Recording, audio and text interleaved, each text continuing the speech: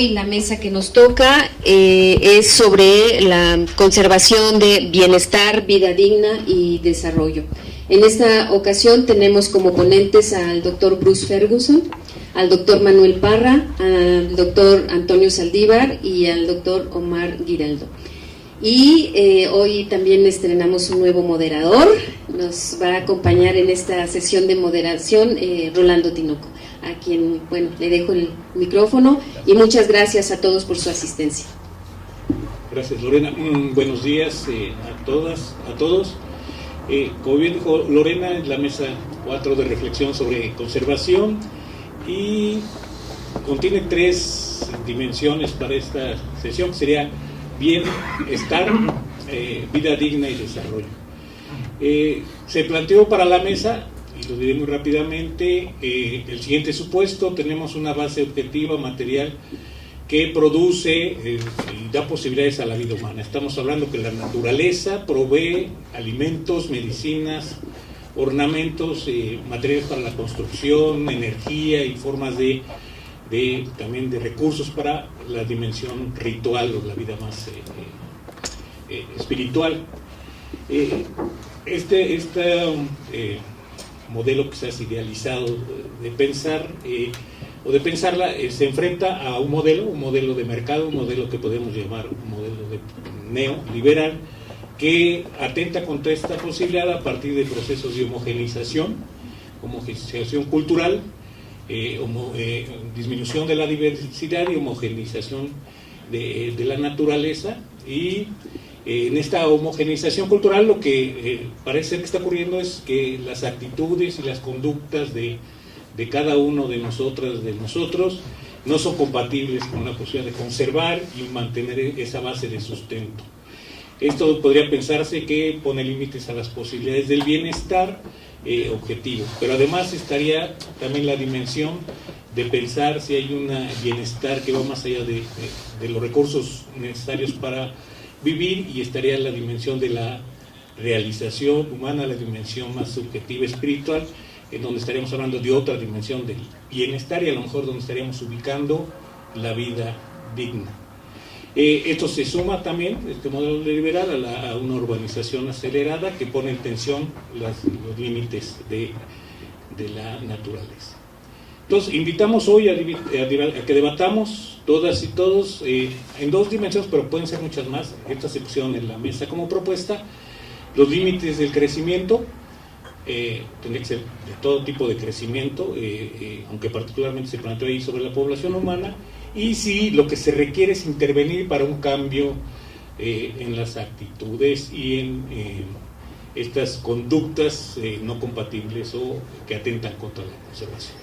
Como ya decía Lorena, tenemos 3 ponentes y procedería, para no quitarles el tiempo, a plantearles si nos pueden compartir sus reflexiones en el siguiente orden. Le pediría primero a Manuel si nos puede compartir su reflexión sobre los pueblos mayas, modos de vida y formas de significación. Después a Bruce si nos plantea la propuesta de la masificación de la agroecología como ciencia, práctica y movimiento antisistémico. Antonio si nos permite compartir con él sus reflexiones sobre racionalidades alternativas de convivir, hacer, pensar y estar en el mundo. Y finalmente cerraremos con Omar, que nos viene a provocar con un enfoque desde la biopolítica del desarrollo sostenible y la categoría analítica de biopolítica, biopoder, para frente a la conservación, y la tanatopolítica como otra forma de reflexión alrededor de la gubernamentalidad de la naturaleza. Entonces, por favor, Manuel. Voy a leer para no dispersarme y tratar de cumplir con los tiempos, ¿no? Y dice así, ¿no? Mi exposición está basada en la investigación realizada por 3 estudiantes: Abraham Santis Gómez e Irma Gómez Santis, originarios de Ochú; Pedro Pablo Ramos Pérez, originario de San Cristóbal de las Casas. Asimismo, aprovechamos la experiencia generada durante el acompañamiento a la misión de Bachajón, realizada por Valente Herrera Hernández y el que habla, para la formación de más de 100 cargos en los procesos de planeación comunitaria de 2007 a la fecha. Nuestra investigación se basa en la identificación de las categorías vivas, aquí llamadas nociones, que permiten la comprensión del comportamiento de las sociedades estudiadas. Me referiré a la noción de vida buena, o Lequilcus Lejal del pueblo celtal, mismo que ya había sido reportado por Eugenio Maurer en 1984 y por Antonio Paoli en el año 2000. También hablaré de las nociones de Zumbal, Lumquinal y Jumpajaro Tanil, sin los cuales no es posible entender el Lequilcus Lejal. El Lequilcus Lejal refleja el modo de vida celtal, que es algo totalmente diferente al modo de vida occidental, ya que es un modo de vida basado en la profunda relación existente entre el hombre y la naturaleza y entre los hombres mismos. La unidad social básica de los celtales de Ochuc es conocida como Zumbal, noción que designa a un grupo de parientes que tienen un ancestro común, lo que permite a las personas que lo integran diferenciarse de otros grupos. Abraham Santis entiende al Zumbal como un sujeto social activo, capaz de transformar la vida rural y que funciona bajo normas y principios construidos oralmente. Cada Zumbal está plenamente vinculado a un territorio, el Lumquinal.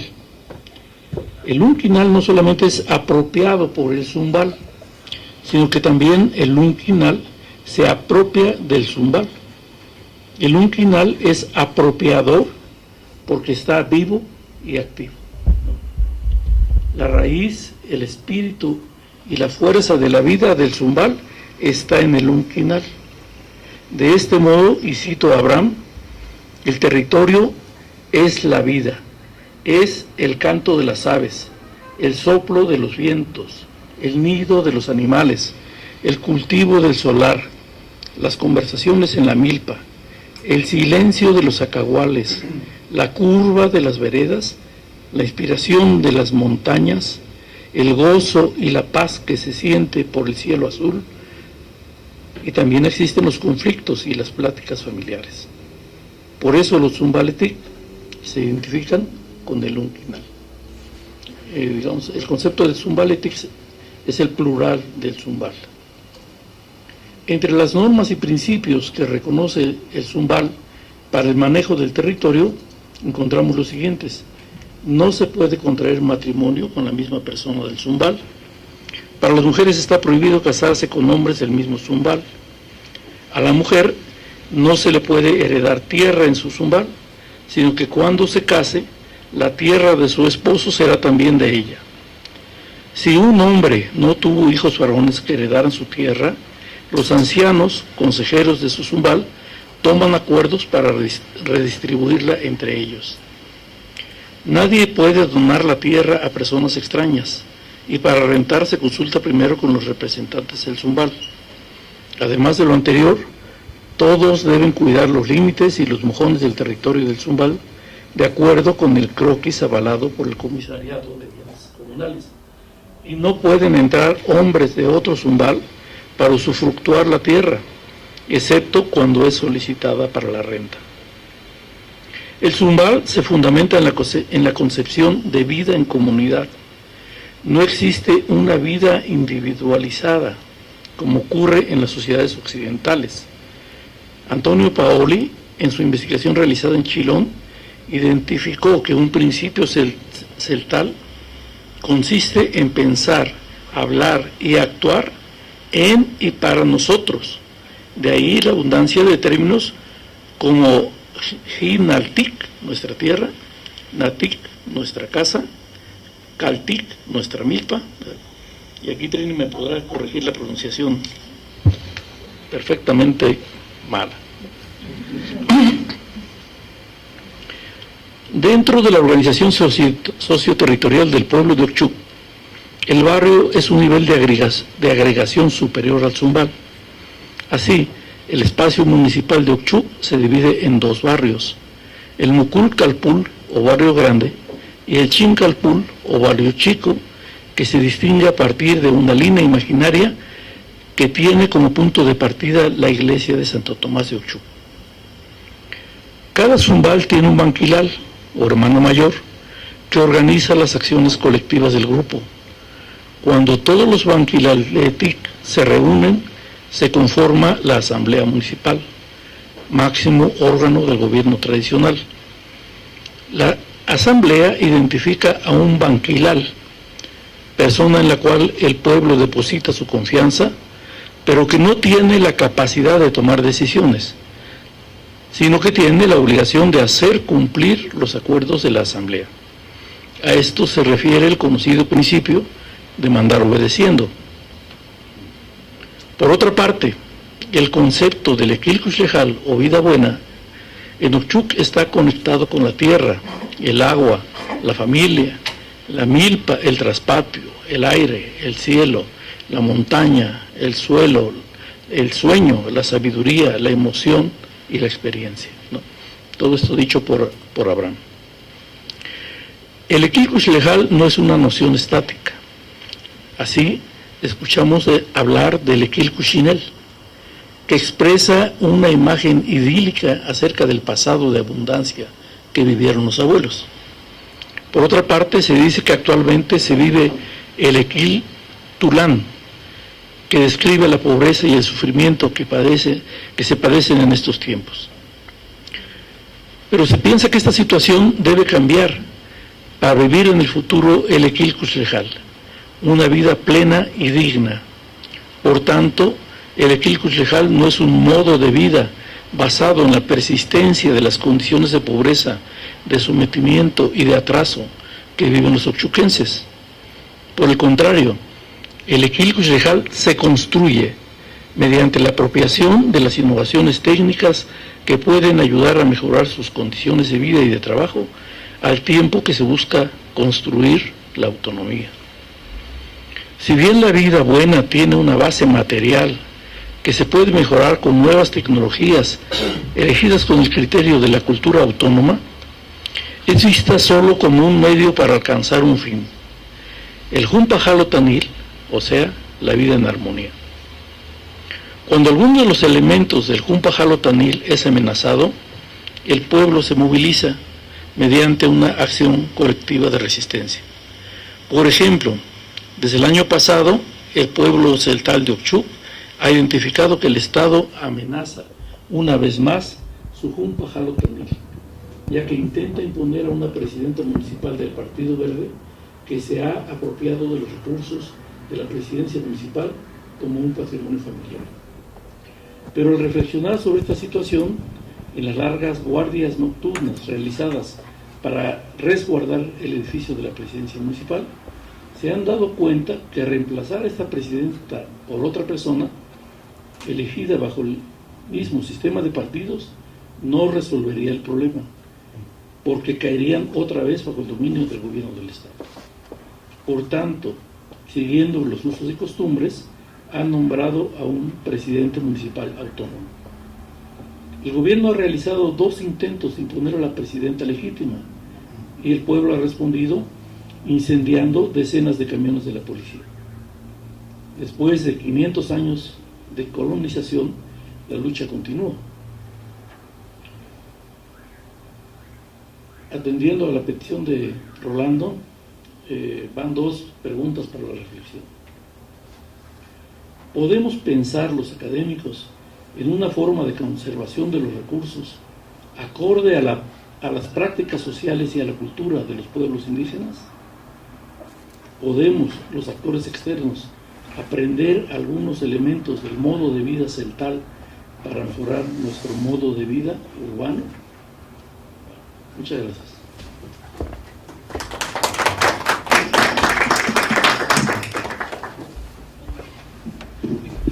Gracias, Manuel. Detrás de estas 2 dimensiones del Equilcush Lejal y el Zumbal son muy sugerentes en términos del análisis, pero creo que sí podrían conectar rápidamente hacia esta cuestión que me hace a mí siempre mucho ruido, decir, si esa es una condición indígena celtanera, entonces estaríamos como aproximándonos a una esencialización de los celtal. Y si la imposibilidad de pensarse en comunidad a nivel de otro tipo, de la cultura hegemónica y de hacer intercambios, de hacer formas de producción solidaria, no también puede ocurrir en espacios no indígenas. Y eso creo que lo vamos a ver con las experiencias que nos van a plantear Bruce y que nos van a plantear Antonio. Lo dejaría hasta ahí nada más como una duda que siempre me surge cuando escucho que eso es particular de alguna especie, perdón, lo voy a hacer muy cínico, de gen indígena conservacionista. Perdón, doctor. Por favor, Bruce. Pues agradezco mucho la invitación de Claudia y de Lorena y el comité organizador. La verdad que está muy rica la propuesta de esta serie de pláticas. Pero quiero decir que casi no lo acepté porque considero que una mesa de 5 hombres en el siglo XXI pues no va, ¿no? Y siento un poco avergonzado de estar aquí, entonces le comenté a Lorena que voy a platicar un poco al respecto antes de empezar con mi plática, porque me queda claro que pues no pueden haber bienestar, vida digna ni desarrollo sin la participación de mujeres. Y acepté estar porque sé que ellas sí hicieron el esfuerzo de invitar a mujeres a la mesa. Entonces me quedé preguntando por qué no fue exitoso ese esfuerzo. Y creo que por un lado tiene que ver con que todavía son menos mujeres que hombres en la planta académica, y por otro que pues tal vez nuestras contrataciones recientes han estado un poco más equilibradas. Sin embargo, creo que no damos las condiciones a las personas de recién contratación para que puedan trabajar, colaborar plenamente en la vida académica de la institución. Pues los espacios, los vehículos, el apoyo técnico, los recursos fiscales van en su mayor parte a la gente que tiene más tiempo en la institución. Entonces yo creo que tenemos que revertir un poco nuestras prioridades institucionales y apoyar más a estas personas que más apoyo institucional necesitan por ser de recién contratación. Y también creo que no ayuda nuestro sistema de evaluación a estas personas recién contratadas, que la primera evaluación tienen prácticamente a los 8 meses y de ahí es anual y viene siendo casi un hostigamiento académico. Creo que es otro tema que tendríamos que revalorar como institución. Pues bueno, ahora entro al tema central de los aportes de la agroecología al bienestar y la vida digna, y en particular el trabajo del grupo de laboratorios para la vida. La agroecología, en su sentido holístico de síntesis entre ciencia, práctica y movimiento, se enfrenta con el monocultivo de la mente impuesto por el neoliberalismo, que en palabras de Vandana Shiva trata la diversidad como enfermedad y crea estructuras coercitivas para remodelar nuestro mundo biológico y culturalmente diversa según los conceptos de una clase privilegiada, una raza y un género de una sola especie. Como resultado del monocultivo de la mente, la biodiversidad desaparece de nuestras parcelas y de nuestros platos.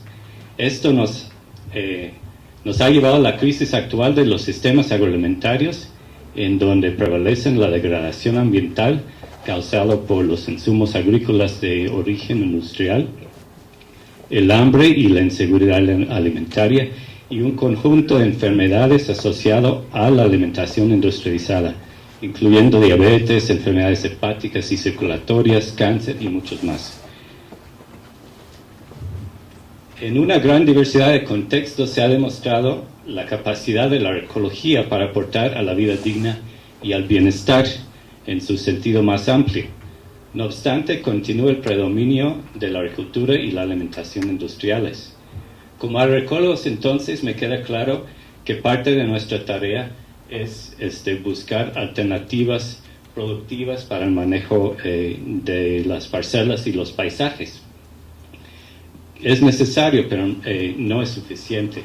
Otra parte de nuestra tarea es ayudar a romper con el monocultivo de la mente para que se practique la agroecología sobre una mayor extensión y para que más personas puedan comer de los productos agroecológicos. Y esto nos referimos con la masificación de la agroecología. Si pongo esto abajo, ¿sí me escuchan bien? Sí. Frente al reto de imaginar un mundo más agroecológico, en 2009 iniciamos el programa que hoy llamamos Laboratorios para la Vida o La Vida. Nuestra tarea central ha sido la formación de formadores a través de un diplomado cuyos ejes incluyen el proceso y la actitud científicos, los principios y prácticas de la ecología, la tierra saludable y la biodiversidad como fundamentos para una buena alimentación, y el encuentro de los saberes científicos y locales. Han participado educadores que trabajan en todos los niveles académicos, desde preescolar hasta universidad, y personas que trabajan en escuelas públicas, privadas, autónomas y organizaciones de la sociedad civil. Nos hemos apostado a dos enfoques metodológicos centrales orientados hacia el impulso del pensamiento crítico y la praxis. El primero es el constructivismo, donde lo principal es partir de los conocimientos y las prácticas que las personas traen a la escuela y que estén presentes en su entorno.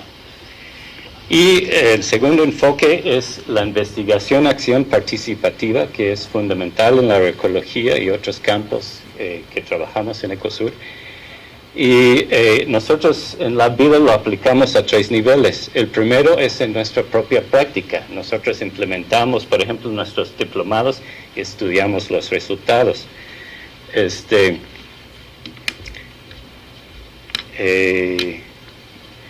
Otro nivel es la práctica de las personas que están en nuestro diplomado. Animar a ellos a examinar su propia práctica y luego a su vez que practican ciclos de investigación-acción con sus alumnos. Entonces, a lo largo de estos ciclos de investigación-acción, junto con los investigadores participantes, vamos observando y reflexionando, viendo los logros y fracasos de nuestras estrategias. Y los aprendizajes han sido muchos y muy ricos. Hemos visto con ellos el tremendo potencial de la educación situada en el territorio para despertar el interés entre educadores, estudiantes y familias en la agroecología. Vemos que el trabajo con el huerto escolar y la alimentación trae nuevo significado personal y profesional para muchos de los participantes. Tal vez lo más común que vemos entre ellos es un cambio en su alimentación a nivel individual y de sus familias. Y esto no fue algo intencional de nuestra parte, sin embargo pensamos que tal vez es un paso clave para que luego transmitan estas ideas con sus alumnos. Vemos que desarrollan nuevas vías para relacionarse con sus estudiantes y las comunidades alrededor, nuevas colaboraciones entre colegas docentes, direcciones, conserjes, voluntarios, nuevas estrategias para abordar elementos curriculares de manera vivencial, en muchas materias, biología, matemáticas, español, social, arte, incluso historia, han trabajado desde el huerto escolar y la alimentación. Y esto, a veces, para algunos niños que no participan tanto en el aula, les da la oportunidad de brillar. A partir del diplomado hemos producido un manual, se me olvidó traerlo hoy, pero es un manual donde aportaron los mismos docentes con actividades didácticas que ellos han diseñado, vinculando el huerto escolar a sus materias. Y también hemos visto muchos retos para el establecimiento de los huertos. Entre los más importantes está la movilidad docente. Hay escuelas donde los maestros no están, en promedio duran un año y a veces menos. Hay conflictos al interior de las instituciones por el uso del espacio. El currículum a veces lo ven muy rígido, impuesto de la Ciudad de México y muy fraccionado en materias, en bloques temáticos y en clases de 50 minutos que no ayudan con estos procesos de investigación-acción interdisciplinaria. A veces hay falta de apoyo de directores, colegas, familias que no entienden el valor académico de este trabajo. Y en fin, pues no es tan fácil a veces romper con estos monocultivos de la mente. Por otro lado, hemos visto que la alimentación, como una parte esencial de nosotros como seres humanos y parte de nuestras culturas, y también tema de preocupación para muchas personas que sentimos que ya no sabemos cómo comer bien, es un excelente punto de partida para detonar procesos educativos vivenciales arraigados en el territorio, ya sea un territorio urbano o rural. Y a través de la alimentación a veces podemos lograr mucho de lo que hemos buscado con los huertos escolares, pero sin tantos limitantes como los que acabo de mencionar. Hemos visto que en muchos casos es en la escuela que se descompone la alimentación de los niños, pues por un lado se va la separación física de las tradiciones productivas, de las parcelas y culinarias de la casa, y por otro se inmersan los niños en espacios donde pues se venden comidas industriales, pero también hay percepciones alrededor de lo moderno o lo sofisticado, ¿no? Entonces los niños ahí es donde empiezan a comer esta comida chatarra. De los ciclos de investigación-acción con los educadores empiezan a salir unas propuestas muy interesantes de cómo enfrentarnos con estos problemas. Por ejemplo, en un preescolar, después de trabajar las maestras con estudiantes, viendo que están comiendo, las familias se asustaron y dijeron, pues no, queremos unas clases de cocina para pensar qué alimentos mandar a la escuela con los peques. Y eso ya se está haciendo. En una prepa, los estudiantes mismos decidieron que quieren una cooperativa escolar que vende comida local y sano. Y también hay muchos escolares en varias de las escuelas. Hemos visto la necesidad de que los docentes encuentren con redes de apoyo. Muchas veces se sienten aislados en sus escuelas cuando tratan de manejar metodologías alternativas. Y por eso hemos impulsado la Red Internacional de Huertos Escolares, que está por celebrar su 8º encuentro internacional. Esta vez por primera vez fuera de México, va a ser en Montevideo, en septiembre. Y después, por exigencia de los participantes en el diplomado, se formó la Red de Huertos Educativos de Chiapas, que tiene un ritmo de trabajo mucho más rápido, tiene encuentros cada 2 meses. El próximo será en Huaquitepec en agosto. Entonces, para nosotros mismos, como grupo de trabajo, la investigación-acción nos ha desatado reflexiones muy profundas sobre nuestro quehacer como docentes, como académicos. Y vemos que este trabajo de formación de formadores en relación a la agroecología y su masificación nos puede llevar el resto de nuestras vidas profesionales. En ese sentido, entonces voy a cerrar también con unas preguntas para reflexión de para dónde puede ir este trabajo. Uno es que vemos una tremenda potencial para hacer investigación distribuida por medio de esta red de escuelas que se va formando alrededor de los huertos escolares y la alimentación. Pensando un poco en herramientas como Naturalista, que tiene Conavio, que permite que muchas personas aportan datos para contestar una pregunta sobre la biodiversidad. Nosotros podríamos ampliarlo mucho más pensando en temas de salud, agrobiodiversidad, manejo agroecológico, por ejemplo. Y creo que puede ser de interés de muchos de nosotros en Ecosur participar en este tipo de trabajo. Pero el chiste es que salgan las preguntas de las mismas comunidades escolares y de la red.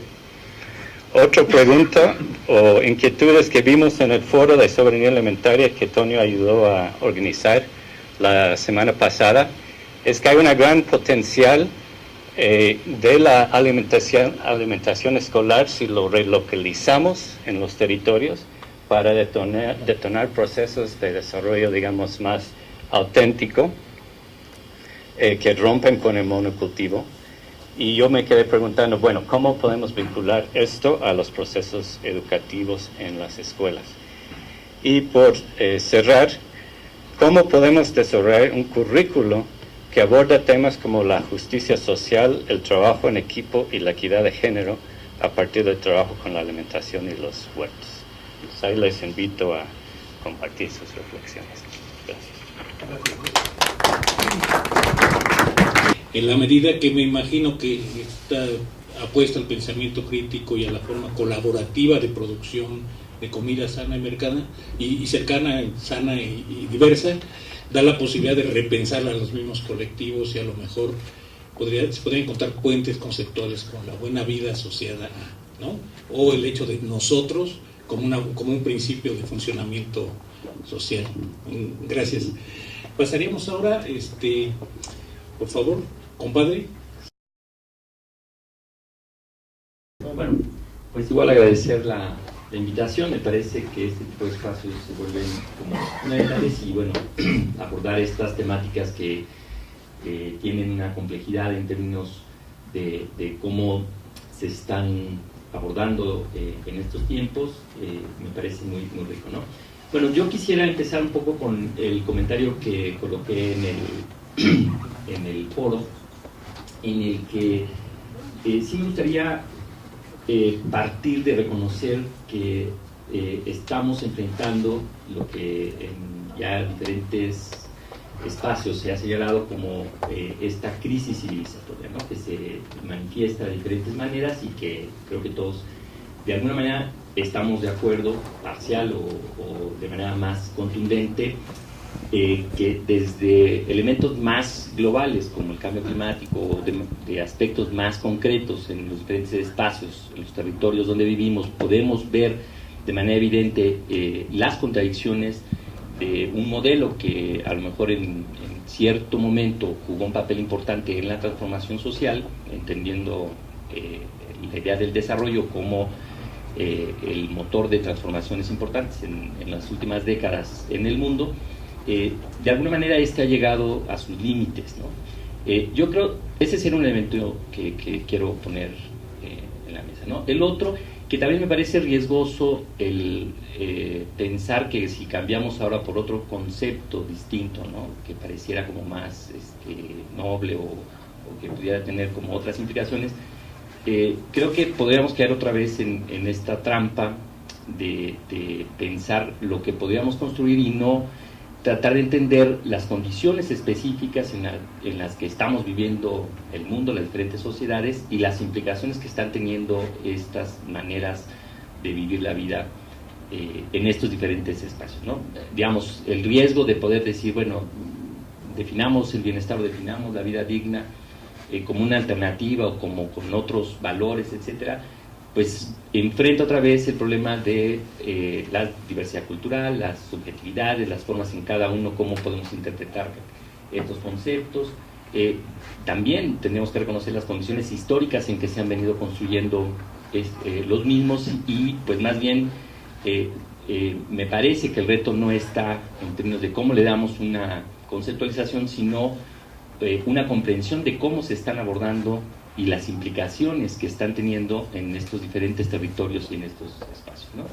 En ese sentido, un poco la invitación que yo quería hacer en esta mesa es, si reconocemos que estamos en esta condición de crisis civilizatoria, entonces tendríamos que poner atención a cómo logramos de manera real, de manera concreta, hacer este salto cualitativo en términos de las prácticas sociales, en el sentido de la necesaria transformación para poder atender las contradicciones que están apareciendo como evidentes, ¿no? Claro, el problema de pensar, bueno, ¿cómo nos salimos de este marco de interpretación sobre el cual hemos construido la idea de la transformación social? Pues tiene su complejidad teórica y metodológica, ¿no?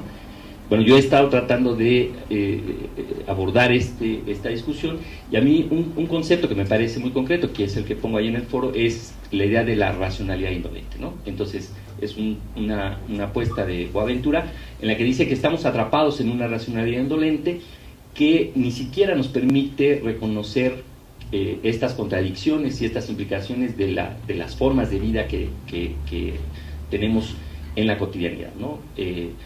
Y que a pesar de los diferentes esfuerzos que se han hecho en los últimos años para ajustar, en el caso, por ejemplo, del concepto del desarrollo, ¿no?, la idea de la sustentabilidad, etcétera, de alguna manera no hemos logrado salir de esta condición indolente, ¿no? Si de manera muy concreta vemos lo que está pasando en un territorio como San Cristóbal, a pesar de no sé cuántas décadas de acciones que supuestamente van en atender la problemática de lo ambiental, pues lo que vemos es el incremento de los bancos de arena, la contaminación del río o de los ríos, la disminución de los mantos de agua. Entonces, pareciera que estamos en una especie de ilusión de que vamos a llegar en un momento, cuando lo que está pasando en realidad es que se están potenciando más bien estas contradicciones y están generando cada vez una situación bastante más crítica, ¿no? Sin también pensar en una idea medio fatalista que creo que tampoco ayuda, ¿no? Esta crisis civilizatoria tiene una expresión concreta no solamente en la idea del desarrollo en su marco más general, sino también en los diferentes, digamos, componentes fundamentales de la transformación social a partir de la salud, de la educación. O sea, en cada ámbito podemos encontrar las propias contradicciones de estos modelos que han privilegiado los elementos que conocemos en términos de la competencia, la individualidad, la ganancia, frente a la idea de pensar otras maneras, ¿no? Bien, en ese sentido yo quiero también hacer un planteamiento que frente a esta racionalidad indolente en la que estamos atrapados, de alguna manera también está emergiendo, algo nuevo está naciendo, ¿no? Frente al fracaso de muchas de las políticas del Estado o de este modelo por poder resolver estas contradicciones en las que estamos atrapados, hay una emergencia de lo social que de alguna manera está superando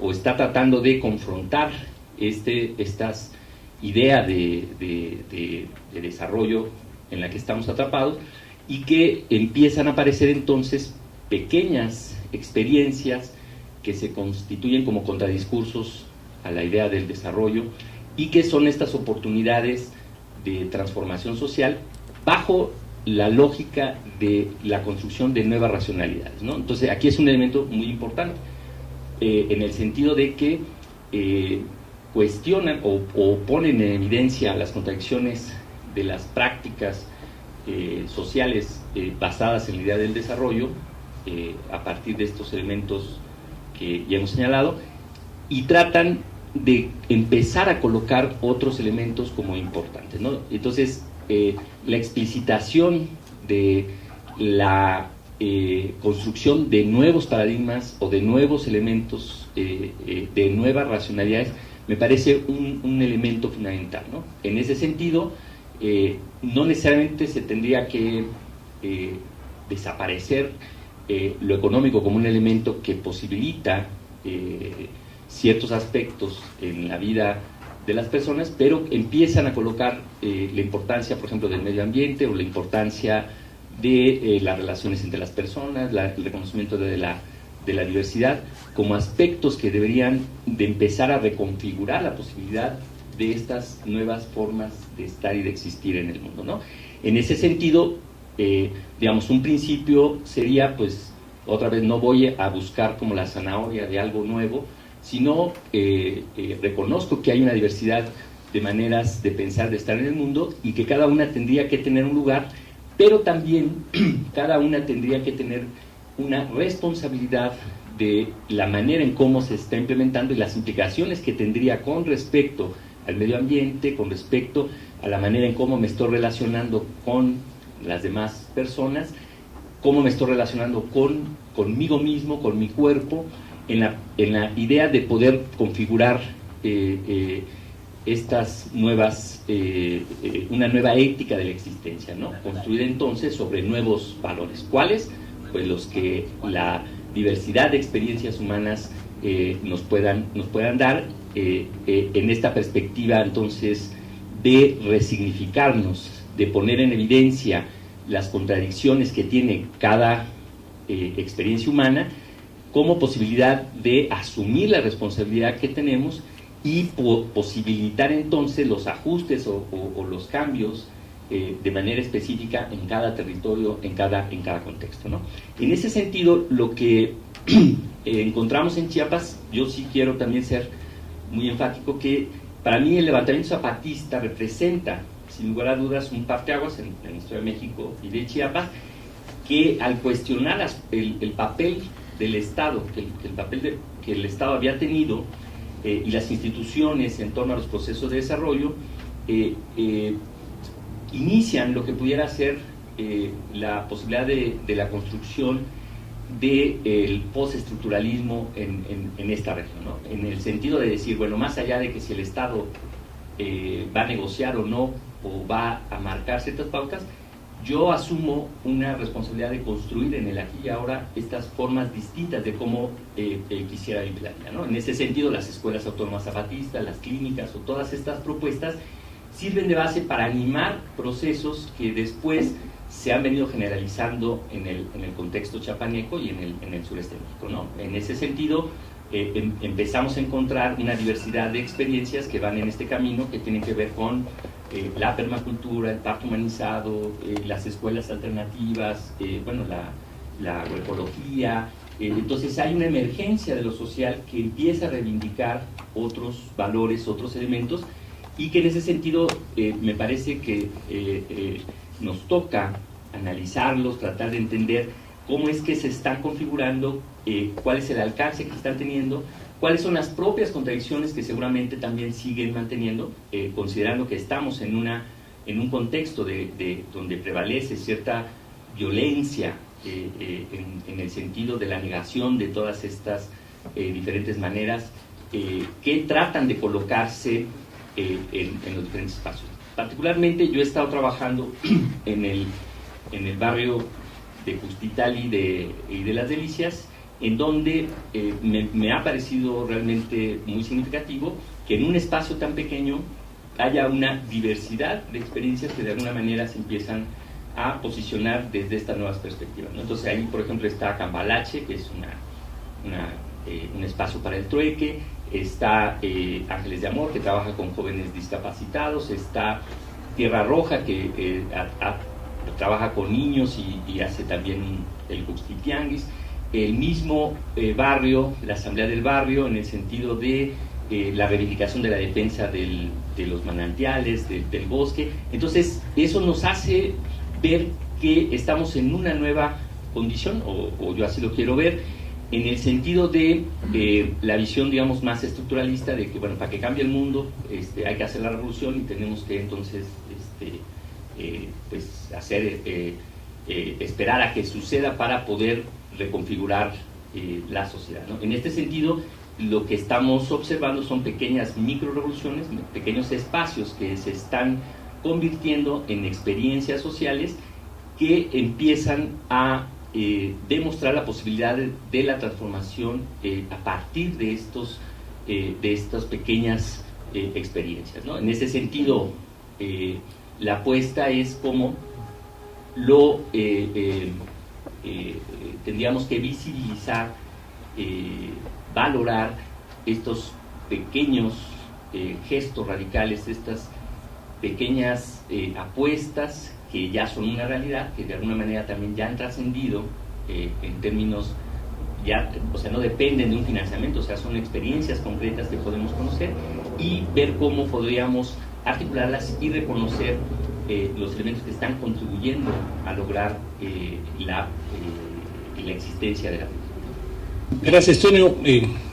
No voy a robar mucho tiempo, nada más. Hay dos dimensiones que a mí, en lo personal, me hacen un poco de ruido, que es, hemos escuchado en dos espacios que a lo mejor la dimensión del bienestar, la vida digna, podría estar en los planos no necesariamente de lo racional o de la racionalidad, tal como se entiende en la modernidad, ¿no? En ese sentido, sería, si estamos cambiando una racionalidad indolente por otra racionalidad, estamos dejando fuera otras formas de interpretación del mundo que están asociadas a lo espiritual, a lo religioso y demás, y que permiten dar una interacción con la naturaleza.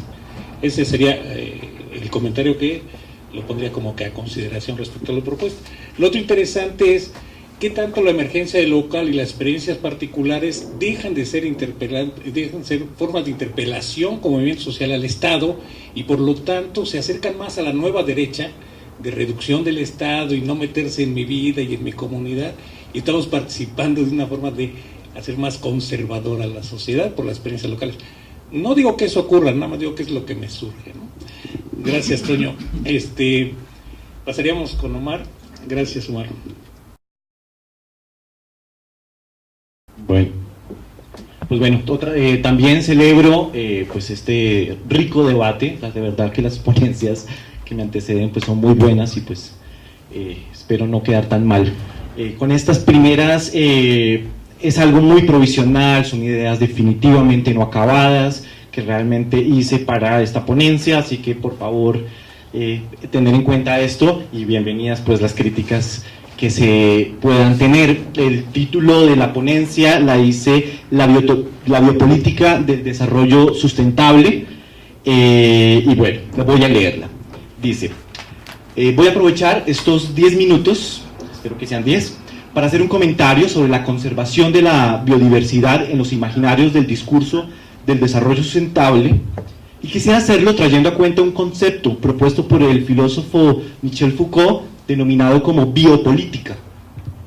Foucault entiende la biopolítica como un mecanismo de ejercicio de poder encargado de regular la vida, de producir sujetos dóciles, de modo que la vida entera de las poblaciones esté al servicio del capital. El propósito de este concepto, para Foucault, es visualizar la forma en que la política se hace biopolítica, es decir, cuando la vida humana queda incluida en los mecanismos y cálculos del poder estatal y cuando el Estado gubernamentaliza la intimidad, administra las corporalidades y produce sujetos funcionales a las dinámicas de la acumulación y el crecimiento económico.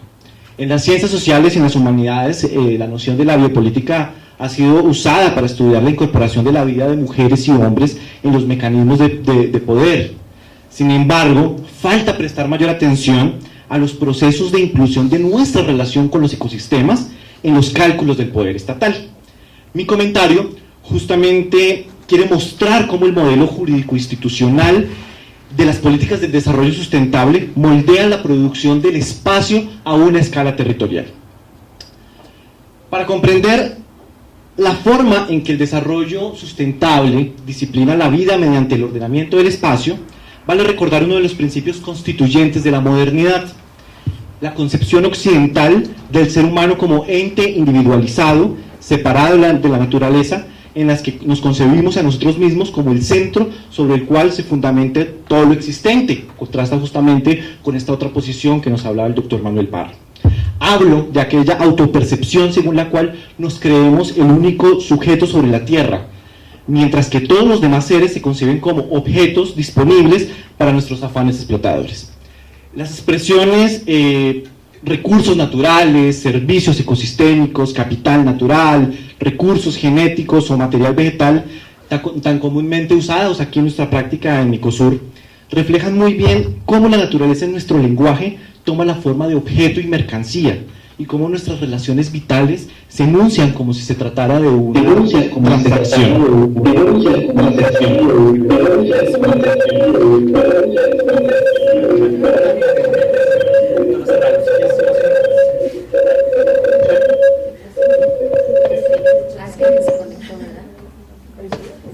¿Sigo así? Bueno, ok. Por supuesto, este antropocentrismo y utilitarismo no es un problema intrínseco de nuestro campo de trabajo, sino de haber asumido los marcos categoriales del discurso del desarrollo sustentable y las tácticas de biopoder que le subyacen.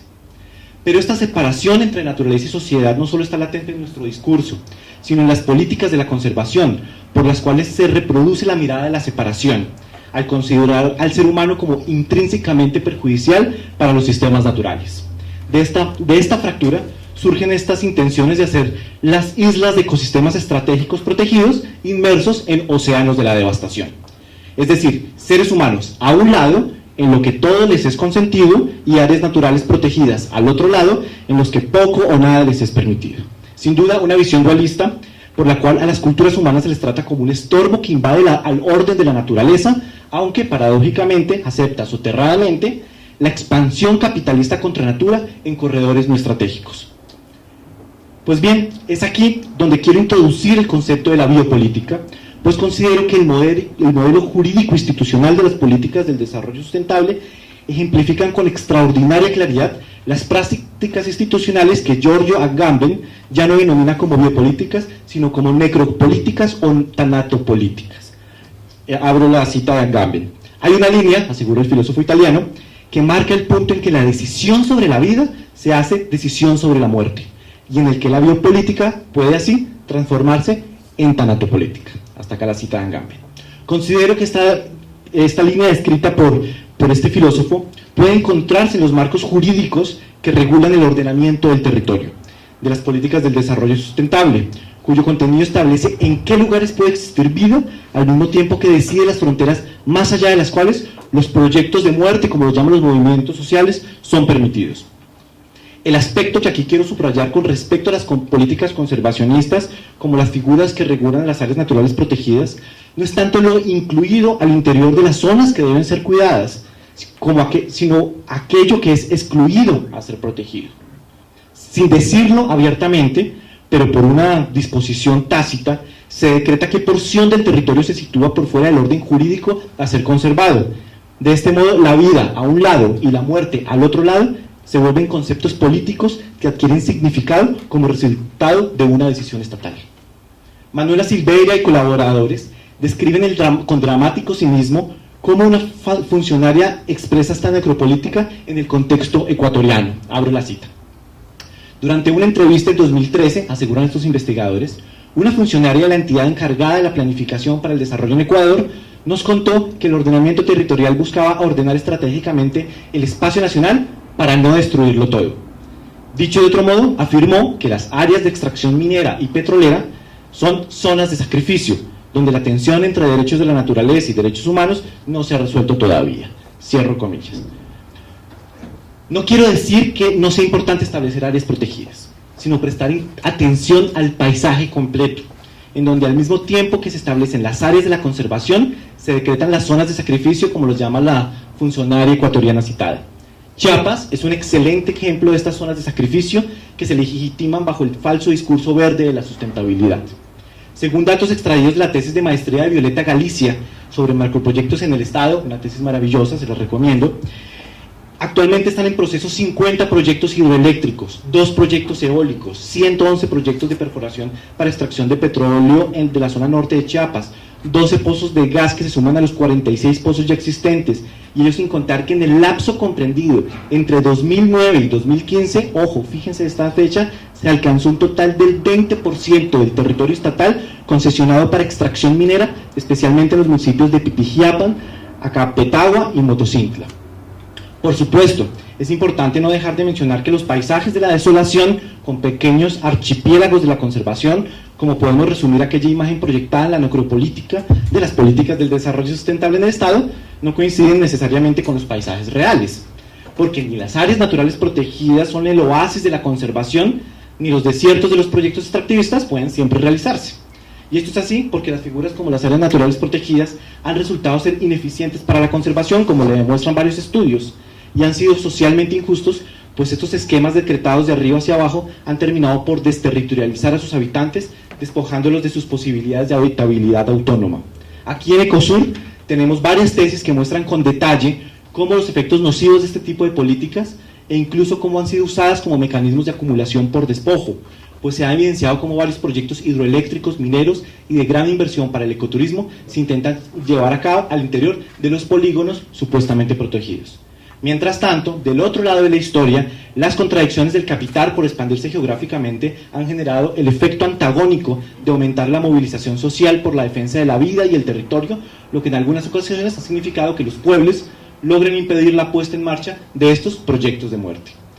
Más allá de si las imágenes dualistas entre conservación y explotación que generan los marcos jurídico-institucionales de la necropolítica coinciden con los paisajes contemporáneos, creo que debemos hacer conciencia de que aquí algo huele realmente mal.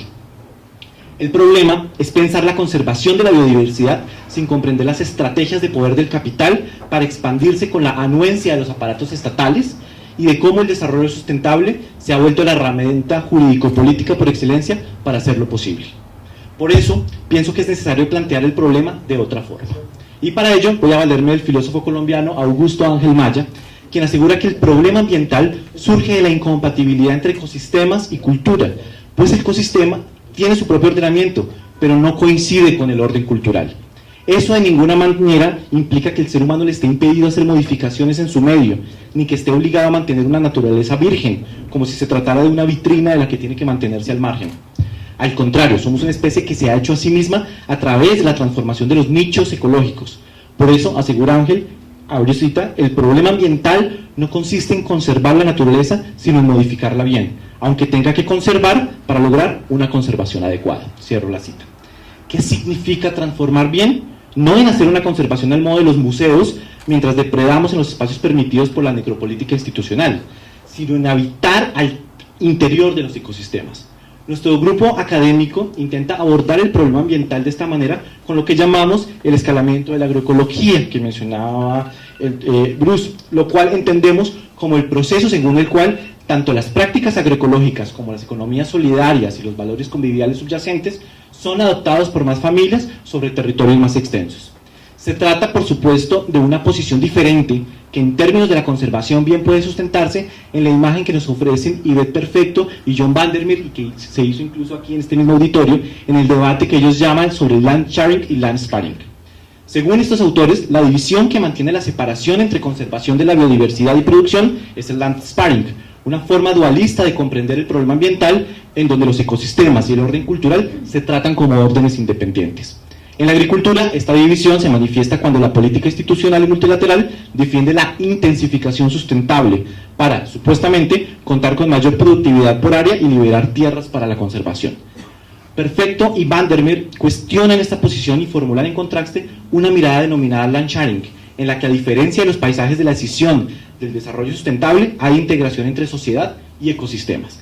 El argumento de estos agroecólogos consiste en que los organismos que se encuentran en paisajes fragmentados se caractericen por extinciones locales, mientras que una matriz agroecológica y diversa facilita, a modo de puente, su movimiento o migración entre parches de hábitat natural.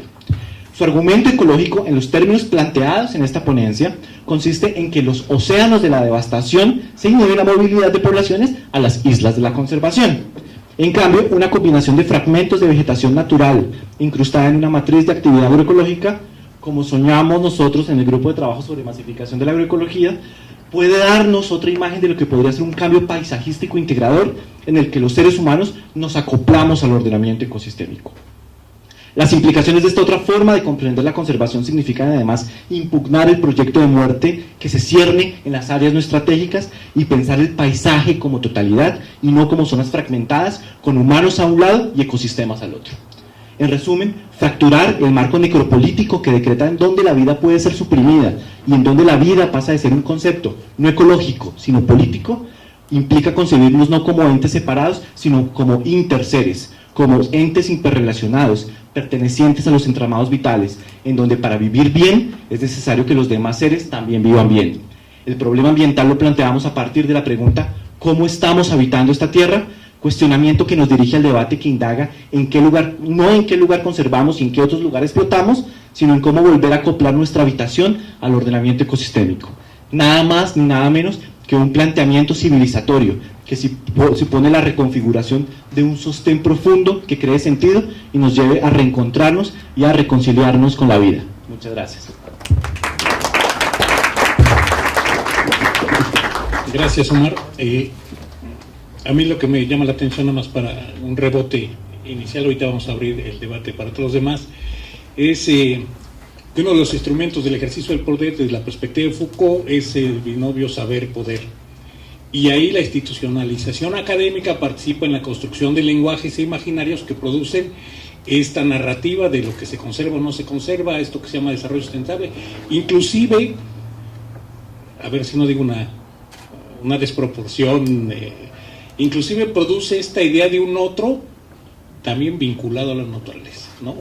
un indígena, conservacionista por origen, es parte de una producción también de la economía política del lenguaje que se plantea con Foucault. Entonces había que pensar nuestro papel como academia institucionalizada en la producción de ese lenguaje necropolítico. Bueno, gracias. Quisiéramos abrir ahora los primeros comentarios, observaciones. También tenemos unos puestos en línea.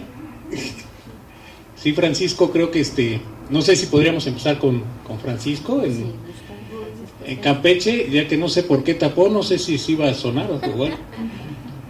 Francisco, ¿quieres participar? Adelante. Perdóname, es que justo cuando empezaste a hablar algo sucedió aquí y me perdí. Mental. le quité el volumen cuando empezaste a hablar. No es cierto. Hubo una distracción. Si puedes empezar con otra cosa porque me perdí la pregunta. Sí, no, bueno, básicamente es que, porque también habías tú planteado que no sé, en tu participación en la página, que no era compatible la idea del desarrollo con el bienestar y con la vida digna. Es un poco también una propuesta de reflexión alrededor de que no necesariamente el desarrollo implica bienestar, no necesariamente el desarrollo implica vida digna. No sé si quisieras comentar alrededor o seguimos aquí. Sí. ¿Cuánto tiempo tengo? ¿Un minuto? ¿3 minutos? 2 minutos, pero ya consumiste unos 59. No es cierto, adelante.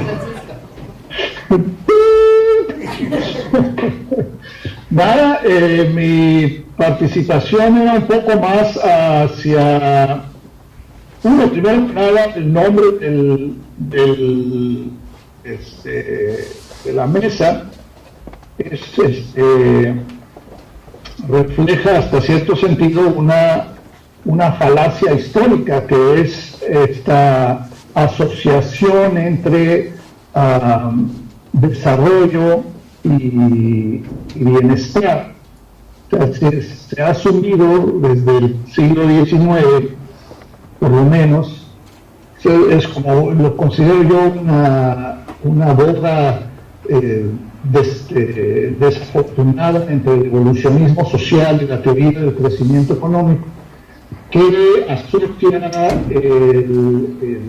el progreso al desarrollo, y el desarrollo, entonces el simple crecimiento económico se vuelve sinónimo de desarrollo, y se asume que existe una relación directa entre bienestar y crecimiento económico, y desafortunadamente no nos podemos deshacer de esa visión, ¿no?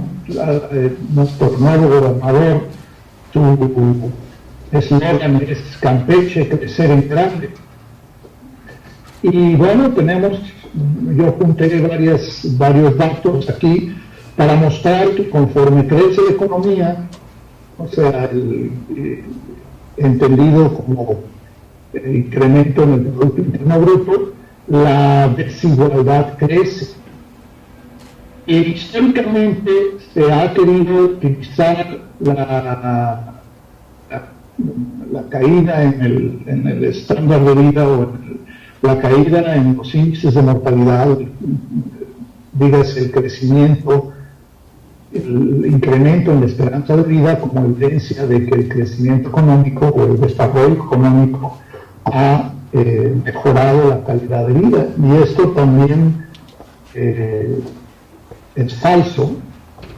El crecimiento económico, y las medidas que han promovido el crecimiento económico en el mundo occidental, al contrario, en todas las ciudades llevaron a una reducción importante en la esperanza de vida al nacer.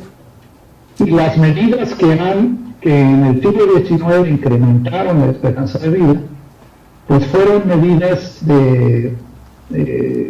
baratas: hacer drenajes, hacer áreas verdes, poner horarios de trabajo específicos, no permitir mucha gente viviendo en lugares congestionados, etcétera.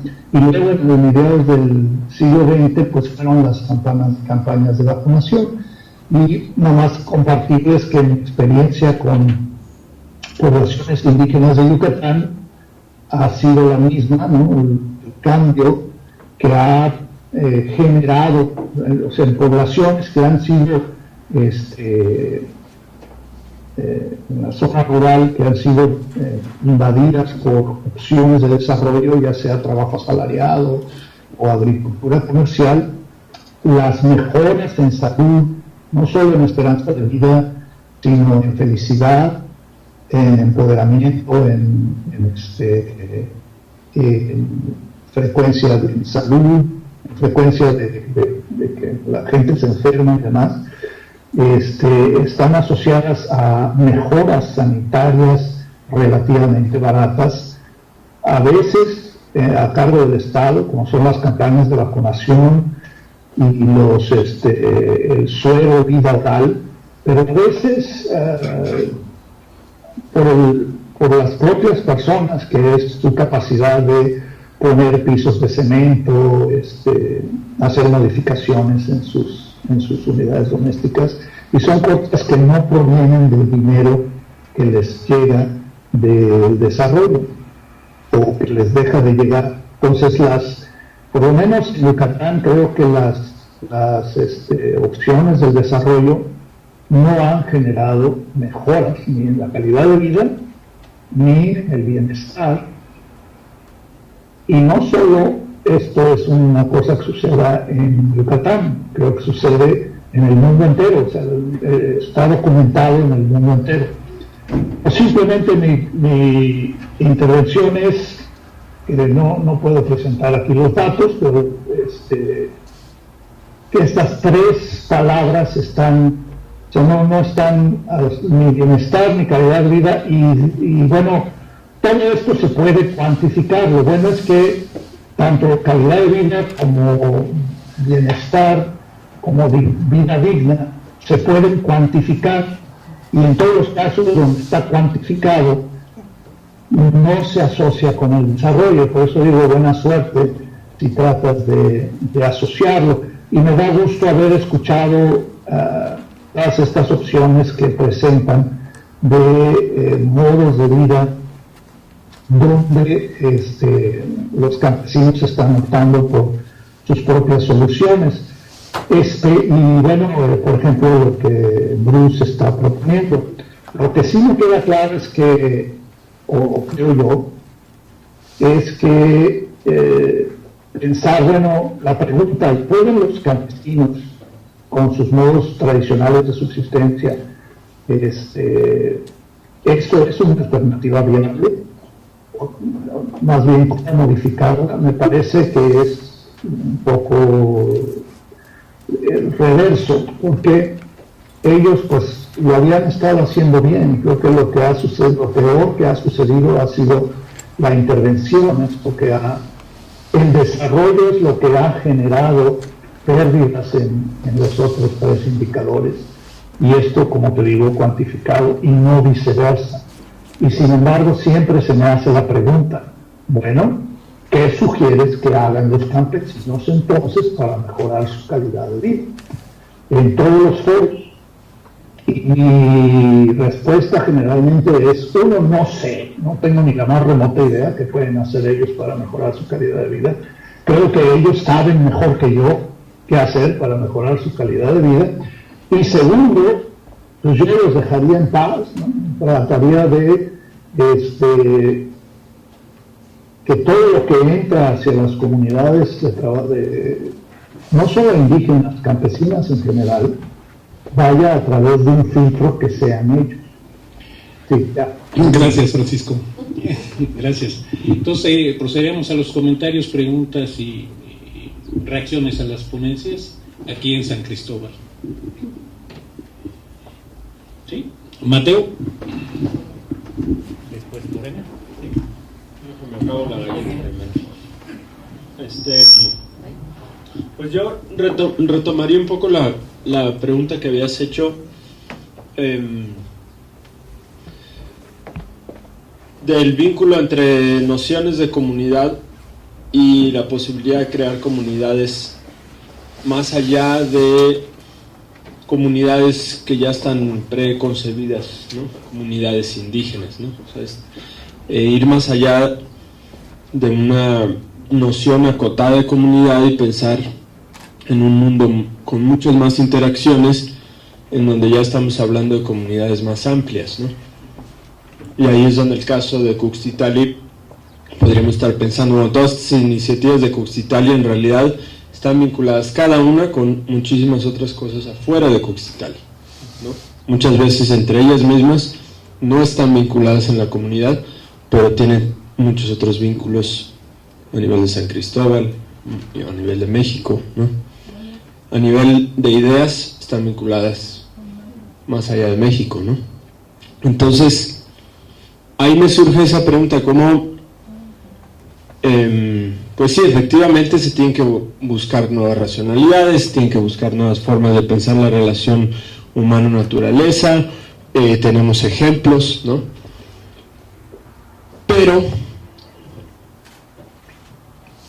tengo todavía como una pregunta de cuál es la importancia de estas estructuras como el Estado, ¿no? Que permiten justamente articular a sociedades, ¿no? Que generan funcionamientos, ¿no? Que crean instituciones en donde se dan espacios de disputa, ¿no? Entonces, sí, efectivamente está bueno tener estas iniciativas, ¿no? Estamos en un contexto en donde el Estado no está respondiendo a ciertas demandas y por ende hay que crear espacios autónomos, ¿no? Pero ¿cómo son estos espacios autónomos? ¿Son espacios autónomos a un nivel de comunidad aislado? Estamos hablando de espacios autónomos en donde el Ejército Zapatista necesita crear todo un vínculo a nivel nacional o crear una red internacional para realmente existir, ¿no? Entonces, ¿cómo se está creando esta institución? ¿Qué estructuras están creando estos grupos alternativos o estas visiones de racionalidad distintas, ¿no? Y en ese sentido, Antonio decía al principio, bueno, hay que tener cuidado con querer crear nuevas palabras y luego, bueno, pues estar patinándonos sin realmente ver lo que ya se está construyendo. Sin embargo, ahí hay una pregunta, es bueno, existen ideologías, existen formas de ver que movilizan, ¿no? El neoliberalismo no es una cosa material, es una idea, es una visión para construir, son guías de construcción de macroeconomía, de sociedad liberal, ¿no?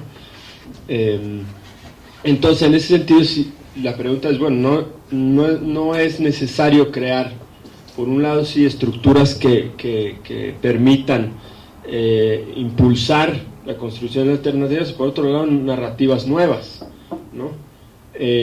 Porque ahí es donde está la función de crear nuevos conceptos, identificar conceptos que ya existen, que están permitiendo construir otras realidades, ¿no?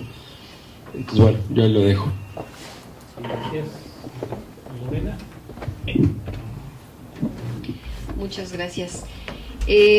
Yo quisiera pues preguntarles a todos, en algún sentido lo han manifestado de alguna u otra forma, si nosotros como seres humanos realmente preconcebimos nuestro tipo de comunidad o lo que queremos ser como comunidad, o somos solamente el resultado o actuamos en resultado de pues múltiples factores que pueden ser incluso de nosotros mismos o del exterior, ¿no? Entonces simplemente reaccionamos hacia algo que nos afecta en algún sentido, ¿no?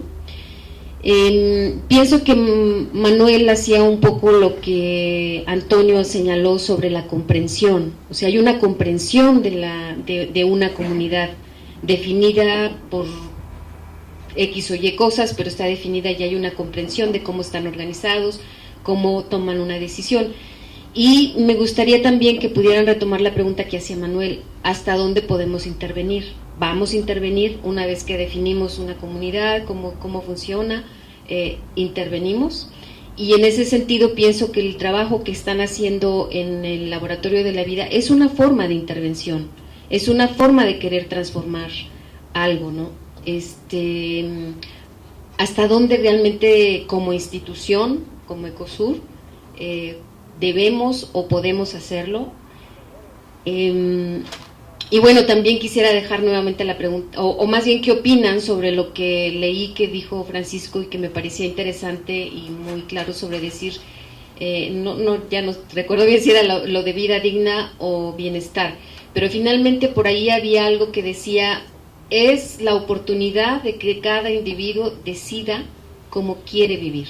Entonces, nuestro papel será dar todas estas oportunidades para que cada uno decidamos cómo vivir, que va un poco como lo que decía Antonio, ¿no? Gerardo González sí hace el planteamiento de que no es tanto la discusión sobre cómo se limita el crecimiento de la población, sino qué tanto se puede limitar el crecimiento, quizás económico, basado en una racionalidad indolente y una necropolítica, ¿no?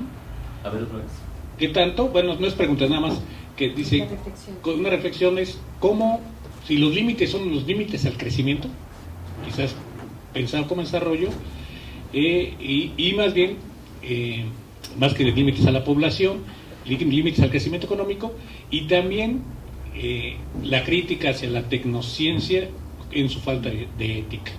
Miguel Ángel Vázquez en la página nos puso que la transformación de la naturaleza es parte de la vida de la humanidad, del proceso civilizatorio, del cambio y de la transformación para poder crear las bases de su sustento, pero al mismo tiempo la domesticación de los recursos, el uso de la naturaleza llamado como un recurso silvestre, los semidomesticados, son formas también de conservación. Entonces había que pensarlos, proponer en una patrimonio biocultural que implica la conservación intencionada de natura y cultura de forma simultánea. Tú dices al segundo que es casi como un camino que se hace al andar, que es un poco lo que está diciendo Antonio con las prácticas de esos pequeños espacios de esperanza. Esos pequeños espacios de esperanza que surgen a partir de otro tipo de socialidades, a partir de otro tipo de experiencias vivas, que van encontrando el camino, que no tienen nada preconcebido, pero que están construyendo en el andar, en el aquí y en el ahora, nuevas formas de habitabilidad y nuevas formas de comprendernos unos a los otros a partir de otros principios diferentes de esta razón indolente. Que tienen contradicciones, claro, que tienen marcas del poder del desarrollo hegemónico, por supuesto, no debemos idealizarlos, no hay que romantizar, pero estamos desde esas experiencias tratando de pensar, porque lo que se está cambiando no es un modelo de desarrollo por otro, sino lo que se está pensando acá es de hacer una transición civilizatoria. Y cuando se trata de hacer una transición civilizatoria, entonces hay que volver a reconstruir todos los conceptos porque ya no nos sirven los que tenían, y entonces es una forma de reaccionar un poco ante estos problemas que estamos teniendo, sin nociones preconcebidas, ni la idea de pensar que hay una verdad que antecede, que es más verdad que las otras. Y entonces aquí voy un poco al comentario, solamente para terminar este comentario, sobre esta idea de la institucionalización de los lenguajes, del saber poder. Desde esta perspectiva, la realidad también se construye en el lenguaje. O sea, no solamente enunciamos una realidad tal cual como es, sino que a través de nuestras formas de expresión de la realidad, nosotros también construimos, creamos formas de verdad, discursos de verdad, formas de relacionarnos. Y entonces ahí sabe que cuando yo hablaba, bueno, esta forma de relacionarnos con esas expresiones también construyen realidad, porque objetivan la naturaleza, la cosifican, la vuelven una mercancía. Entonces hablaba de recursos naturales, hablaba de servicios ecosistémicos. Todos estos lenguajes son profundamente reproductores de nuestra relación de separación, de ver la naturaleza como algo que está por fuera, con la misma idea de naturaleza, como si existiera algo que no lo fuera, ¿sí? Como si estuviera algo que es cultural y algo que es natural, algo que construimos los seres humanos que no es naturaleza, que es artificial, y todo lo demás es naturaleza, ¿no? Como cuando la gente dice, me gusta que mis niños tengan contacto con la naturaleza. pues el contacto con la naturaleza tenemos todo el tiempo, todo es naturaleza, ¿no? La misma noción, que es una noción muy occidental, que no existe en otros pueblos, ¿sí? Refleja nuestra forma de esta relación, una relación de divorcio, que no es ética, no quiero poner como algo bueno o algo malo, sino es una relación de nuestro ser, algunos lo llamamos ontológico, que es nuestra forma de comprendernos en este mundo, y entonces la implicación de esto es volver a entendernos como interseres. El maestro budista Thich Nhat Hanh lo llama interser, no somos sino intersomos con el agua que bebemos, con el aire que respiramos, con la tierra que pisamos. Las cosas no son, sino que interson. Cuando nosotros nos entendamos como interseres, entonces en esa forma podremos hacer cambios políticos, cambios técnicos, cambios económicos, pero la otra cuestión es que tampoco tenemos que anticiparnos a esos cambios profundos, espirituales, ontológicos, sino que se van construyendo por el camino a través de formas diferentes de relaciones. El capitalismo solo se subvierte cambiando las relaciones sociales, y eso implica cambiar la relación en el tú a tú, en el cara a cara inmediato con mi vecino, en ese tipo de relaciones. No esperar que una gran estructura y que por fin va a llegar el político, ahora sí el bueno, que nos va a solucionar los asuntos, sino que lo construimos todos en el día a día, subvirtiendo las relaciones sociales. Y bueno, para responder a eso, bueno, por los tiempos no hablé mucho de la condición, de las cosas que hemos aprendido como del grupo de trabajo sobre la educación en Chiapas, pero muy brevemente, para resumirlo, Helda y yo, que somos personas muy creyentes en la educación, hemos llegado a comunidades donde decimos, no, si aquí vivíamos, nuestro hijo no estudiaba, porque está a tal nivel la situación de la educación, tan desvinculado de la comunidad, profesores que en su mayoría no cumplen, esta cuestión de la comida chatarra que pues afecta a los cuerpos, al estado de salud de los peques, posiblemente de por vida porque están formando hábitos. Y una educación que, pues cuando sí llegan los profesores, cuando los niños entienden porque normalmente hablan otro idioma, les desvincula de su familia, de su territorio, ¿no? Entonces hay situaciones muy graves, y yo diría que no hay mayor intervención política de intervención que la educación pública. En ese sentido, pues sí, nuestro planteamiento es un poco contradictorio. Yo hablaba de la arqueología como una idea antisistémico cuando lo vemos de manera holística, y aquí estamos nosotros trabajando con este modelo intervencionista. En nuestra defensa, yo diría que lo que estamos tratando de hacer es subvertir este modelo, y yo creo que también están tratando de hacerlo la CENTE. Están buscando nuevos modelos educativos, también lo están haciendo en las escuelas autónomas, también lo están haciendo desde las milpas educativas que promueven en CIESAS. Todos estos movimientos están buscando alternativas educativas, reconocen la importancia de que estén estas estructuras de educación, y están buscando educación más arraigada en el territorio y en las culturas. Entonces, nosotros lo que pretendemos, pues pensamos que, pues pregunta Francisco si estarían mejores los campesinos si no les molestamos. El problema es que les vamos a seguir molestando, ¿no? Así están las estructuras, ¿no? En ese sentido, creo que la gente, tanto urbana como rural, requiere de mecanismos de crítica y de resiliencia, individual, cultural, comunitario, y eso es un poco lo que tratamos de promover desde Laboratorios para la Vida, que hay procesos educativos que fomentan el pensamiento crítico y nuevas formas de relacionarnos. Ok, Toño, por favor. Sí, bueno, yo también me parece que tratando de sintetizar las diferentes intervenciones sobre la importancia del Estado y, por ejemplo, cómo la idea de estas emergencias sociales están haciendo el favor al Estado en términos de, más bien, contribuir a una idea de derecha, de autonomía y de emprendurismo, ¿no?, que se puede interpretar en ese sentido. A mí me parece que tendríamos que reconocer que de alguna manera el Estado está también atrapado en su propia indolencia, ¿no?, y que de alguna manera también ha tomado, digamos, una postura muy clara en términos de lo que está defendiendo, lo que está promoviendo en términos de estos mecanismos que siguen privilegiando de manera obsesiva como un modelo que, a pesar de las contradicciones que se están evidenciando, se sigue reiterando, ¿no?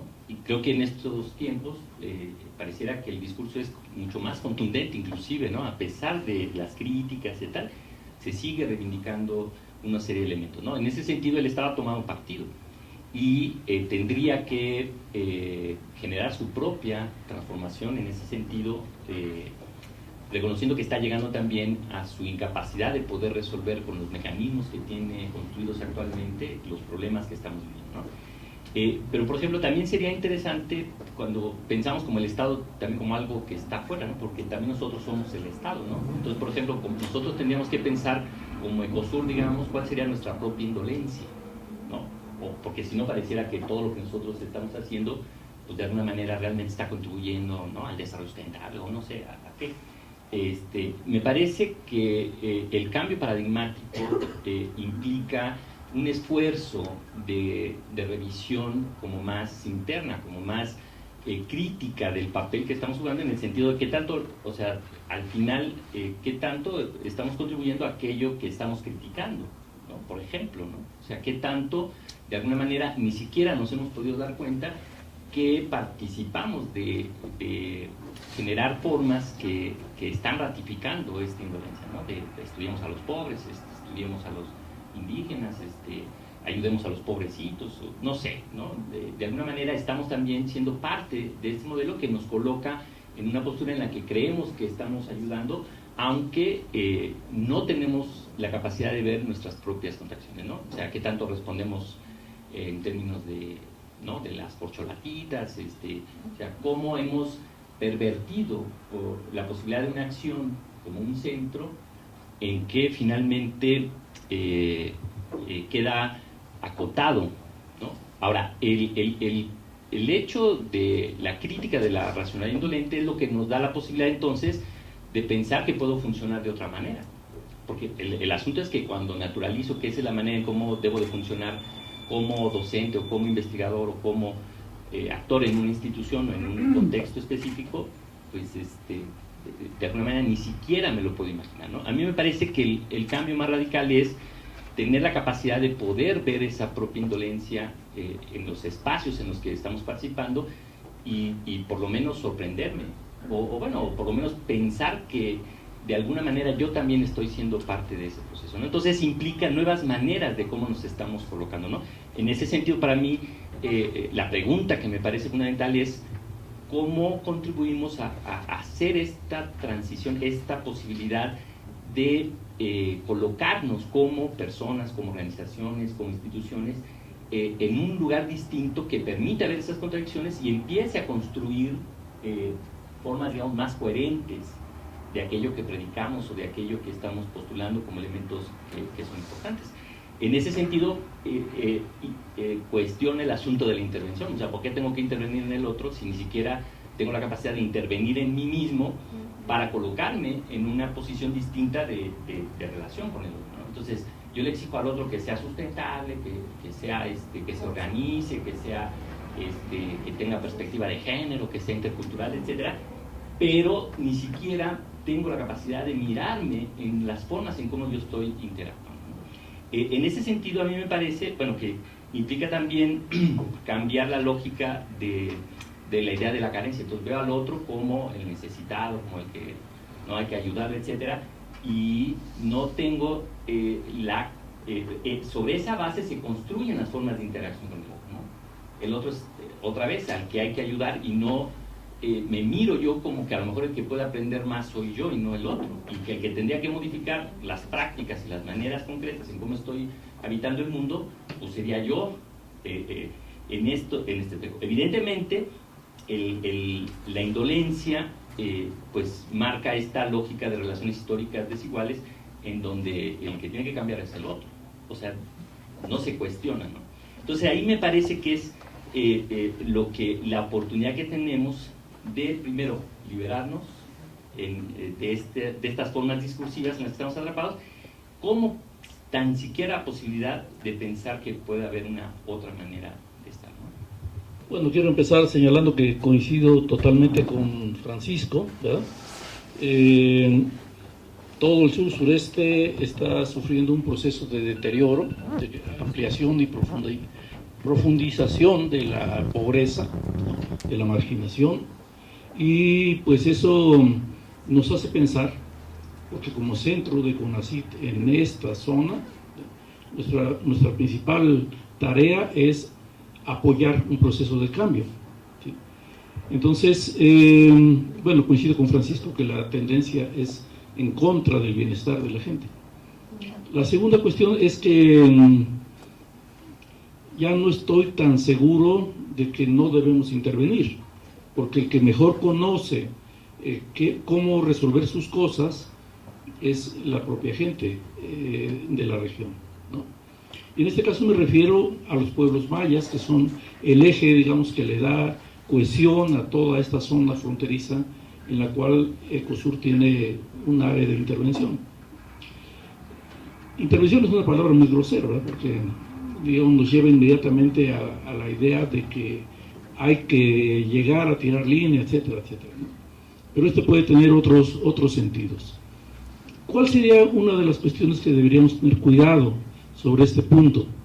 Bueno, ya desde que el maestro Efraín Nancio Locotzin era consejero de aquí de Ecosur, él decía que una de las primeras cosas que tendríamos que hacer es conocer antes de querer transformar, ¿verdad?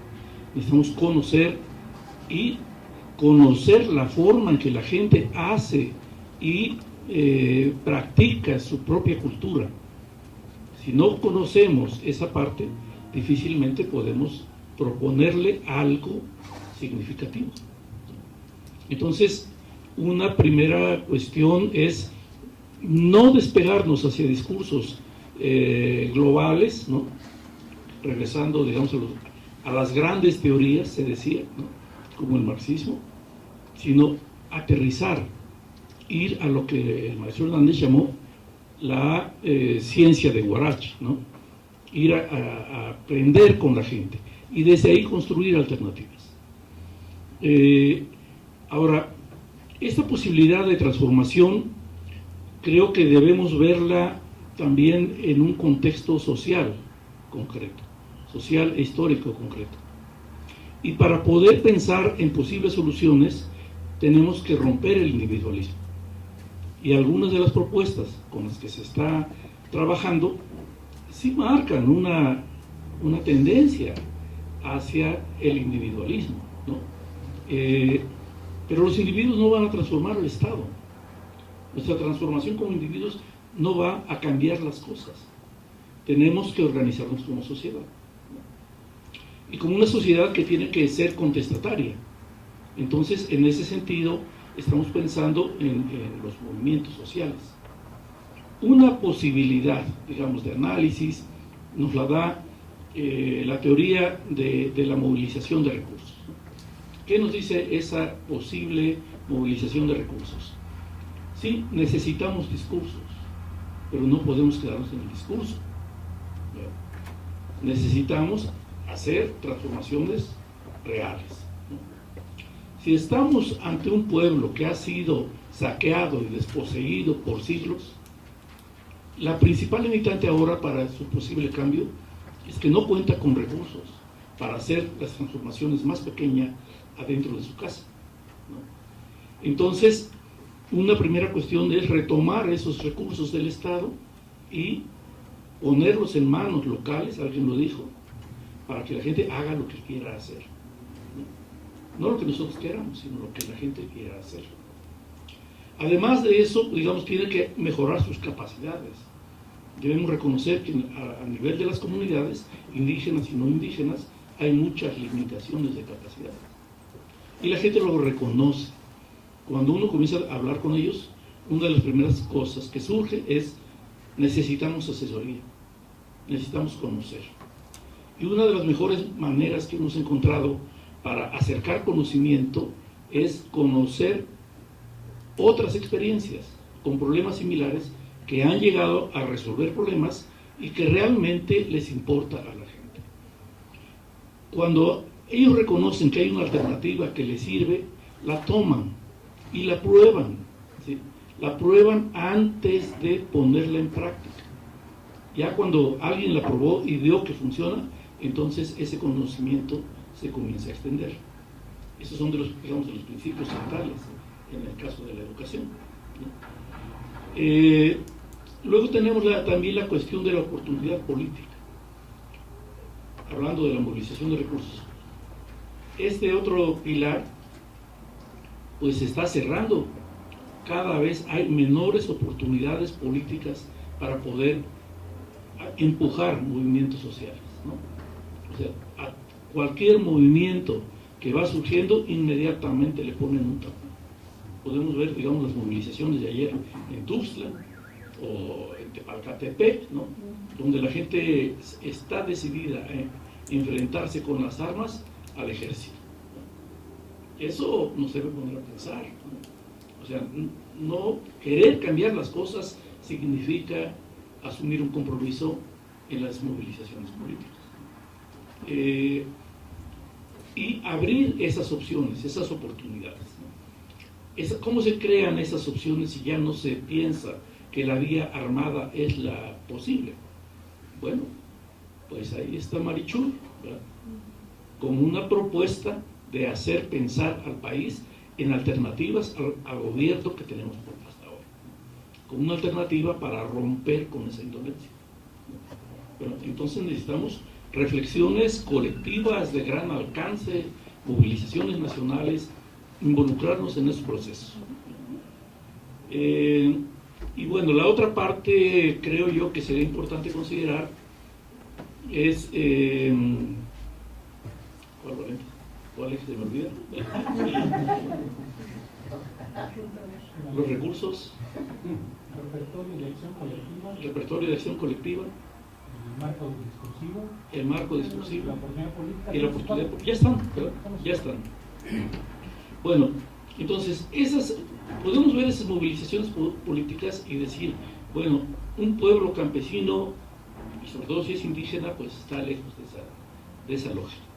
Pero no, lo que estamos viendo es que la gente lo está aplicando, lo está ejerciendo de manera empírica, ¿sí? Entonces, yo creo que no debemos decir, pobrecitos, vamos a ir a ayudarnos, ¿no? Sino, ¿qué podemos ir, qué podemos aprender, ¿no? Y tener la seguridad de que también podemos aportar, que es nuestro papel, ¿no? Y la misma gente nos va a decir qué quieren, qué esperan de nosotros, ¿no? Pero sigamos en un plano de respeto, de igualdad, de colaboración, de corresponsabilidad con el hermano.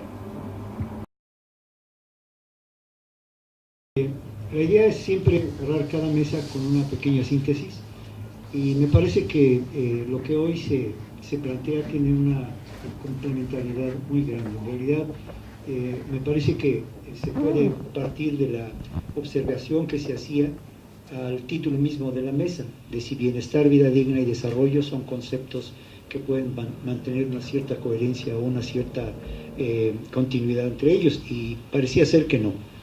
El origen de muchas de estas inquietudes que están en la mesa viene del hecho de considerar que la humanidad se constituye como una entidad aparte de la naturaleza y que eventualmente el concepto de desarrollo considera a la naturaleza como la portadora de los bienes materiales que la humanidad necesita, y el concepto de vida, de vivir bien, de bienestar y de desarrollo se liga a una actividad extractiva y de transformación de la naturaleza.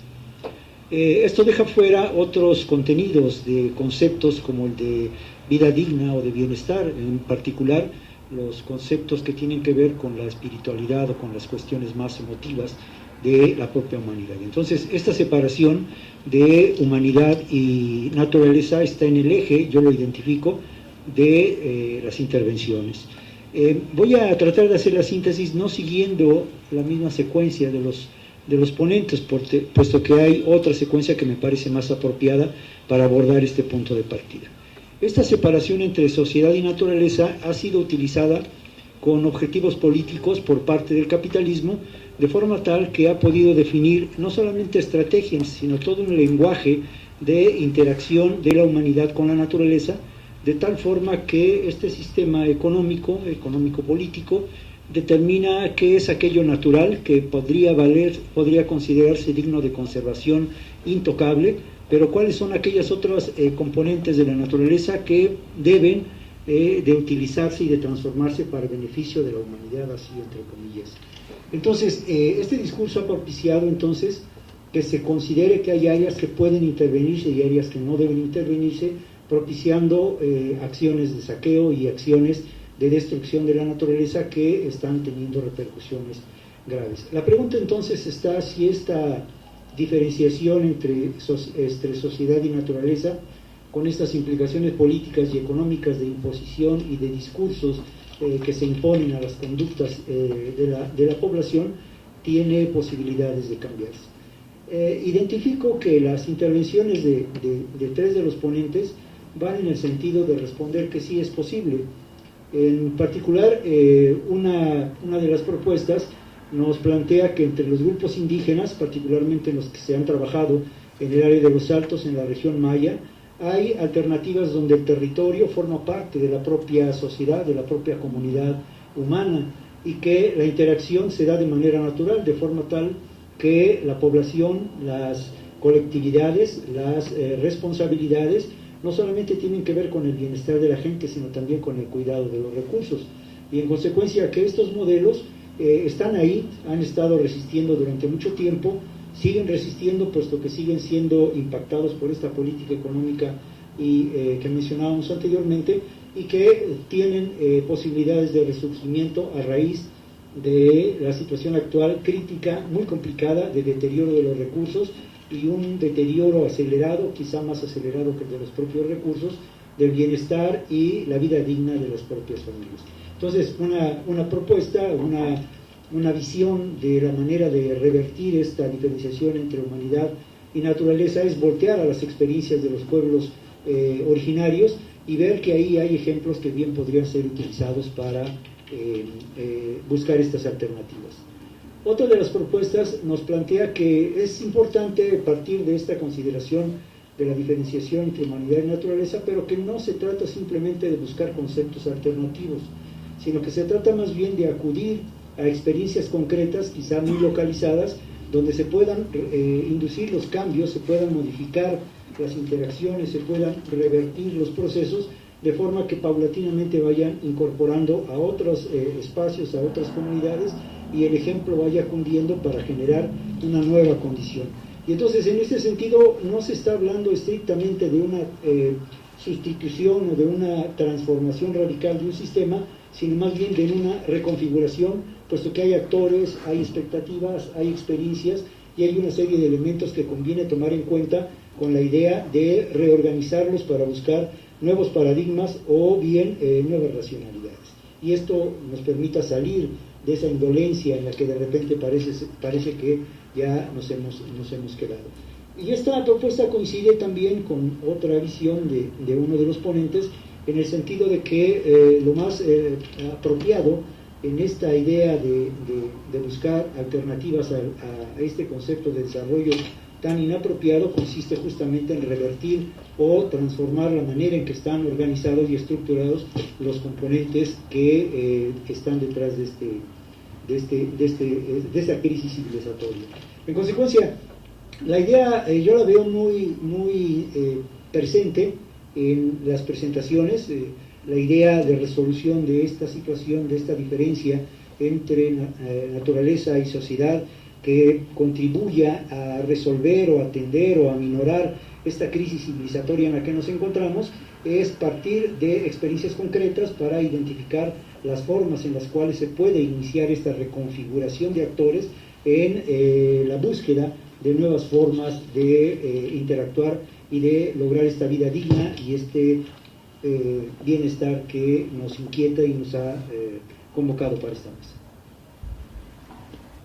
Bueno, pues con esto damos por concluida esta mesa del día de hoy, muy rica, muy ilustrativa para mí. Y pues muchas gracias a todos los ponentes. Si alguien más quiere seguir participando en el foro seguirá abierto para que puedan a lo mejor ahí comentar o reaccionar a lo que hoy aquí se dijo. Y les dejo la invitación para la siguiente mesa, que será en el mes de agosto. La fecha concreta les estaremos informando ahí, regresando de vacaciones. O la siguiente semana. La mesa que sigue se tiene por título Cultura, Interculturalidad y Conservación. Entonces los esperamos en el mes de agosto. Muchas gracias.